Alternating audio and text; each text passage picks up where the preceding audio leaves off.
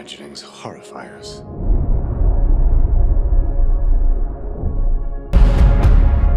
I don't know if we can be trusted with such a weapon.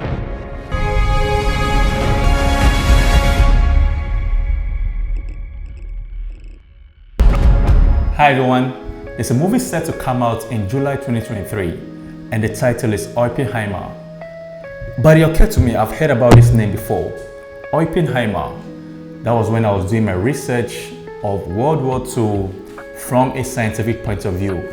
Then I was reading the book titled The Making of the Atomic Bomb, where I came across the word Oppenheimer, the Manhattan Project, Los Alamos, and Albert Einstein. Here was a challenge. Robert Oppenheimer was a theoretical physicist, and General Leslie Groves, the one in charge of the Manhattan Project, needed an engineer. He needed an engineer to build him a weapon that has never been seen before in the world. A secret weapon that will help him end the war in record time. In this episode, we're going to be looking at nuclear fission and nuclear fusion and how it played a role in making of the bombs that was used in the Second World War. Let's take fusion first of all.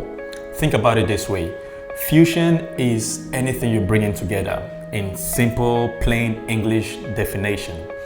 Nuclear fusion is a process by which two light atomic nuclei combine to form a single heavier one while releasing massive amounts of energy. And this process is how we get H-bomb, hydrogen bomb, thermonuclear bomb. Let's see this reaction on the PhET simulator.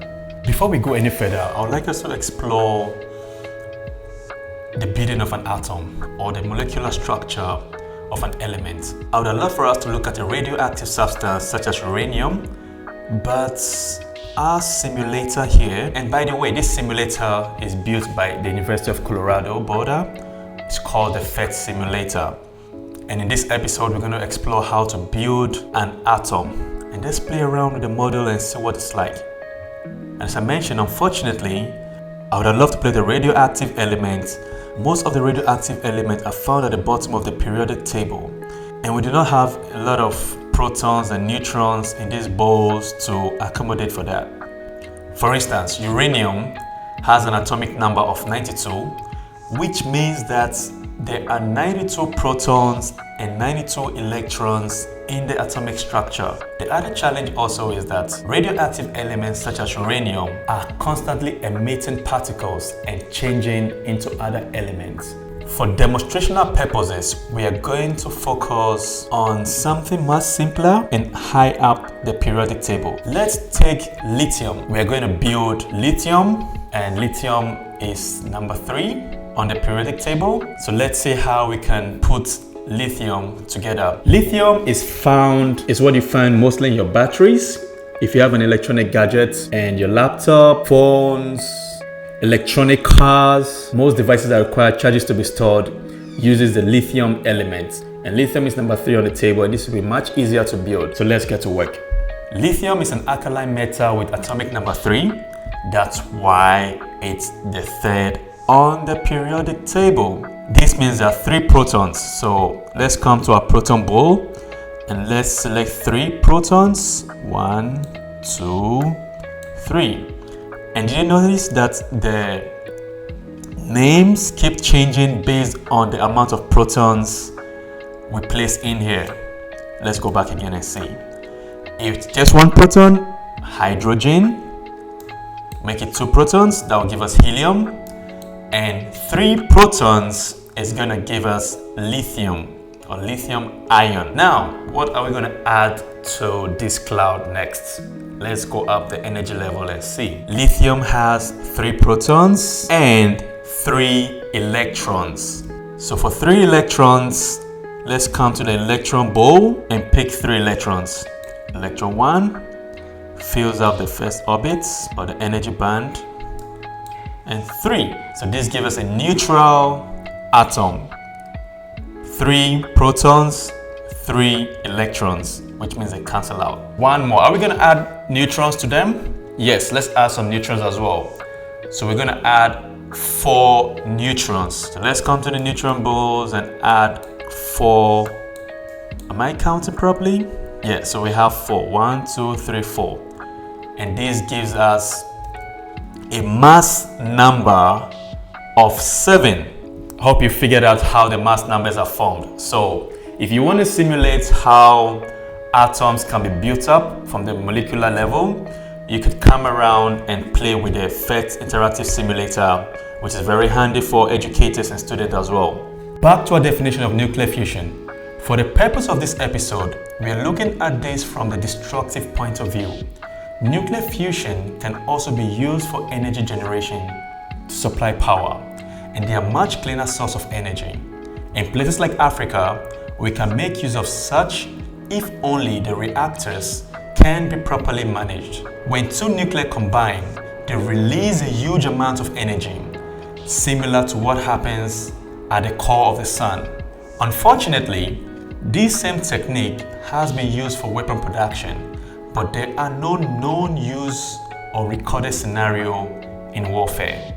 In August of 1945, the Manhattan Project had to deliver their secret project, supposedly to end the war. 2 bombs were dropped, the bigger one in Hiroshima and the one of less capacity of magnitude in Nagasaki. These are 2 Japanese cities. Sadly, these 2 bombs killed between 129,000 and 226,000 people, depending on whose data you are looking at. These were atomic bomb or fission devices. By definition, nuclear fission is a reaction where the nucleus of an atom splits into 2 or more smaller nuclei while releasing power. Let's switch over one more time to the PhET simulator and have a look. Back to our PhET interactive simulator built by the University of Boulder, Colorado. We are going to look at what happens when the nucleus of an atomic particle splits into 2 or more nuclei. A brief overview of the interface. What do we have here? We have a neutron gun and uranium-235. This is the most stable isotope of uranium, and on the right hand side of the pane we have the legend for everything on the screen. So the gray dot is the neutron, then we have the proton, then the uranium, then daughter nuclei. So nuclear fission is splitting the nucleus of an atom into 2 or more nuclei. So that's what we're going to demonstrate right here. Then below the panel here, or on the lower pane here, we have a chart indicating the energy bands or the energy levels. So the upper band here is a total energy level that can be attained. So already the uranium is already excited. It's at its total energy. Then we have the blue line here, which is the potential energy. So what we're going to demonstrate right now is what happens when you trigger a nuclear reaction, or when an atomic bomb goes off, or what happens in the nuclear reactor. So we're going to fire our neutron gun by clicking the red button here. We fire the neutron, it hits the uranium, and excitement happens, and the nucleus splits into 2. This is where we go kaboom. I'm going to reset the nucleus again. Reset instead. So we're going to do it again. Get ready to fire neutron. Fire! Boom! Excitement. Then kaboom! Nuclear reaction just happened. So you can use the PhET interactive simulator to demonstrate this. And I hope nuclear fission makes a little bit more sense now. Thank you. There are other useful applications of radioactive elements apart from creating destructive weapons and use it for energy generation. For instance, you can use in cancerous cell treatment.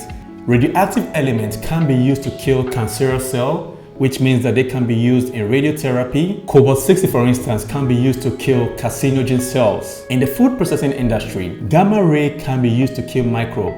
These prevent canned food from decaying faster, thereby increasing the shelf life of these products in supermarkets. And last on my list, I believe geologists also can use radioactive elements to determine the age of a rock. How old is this rock?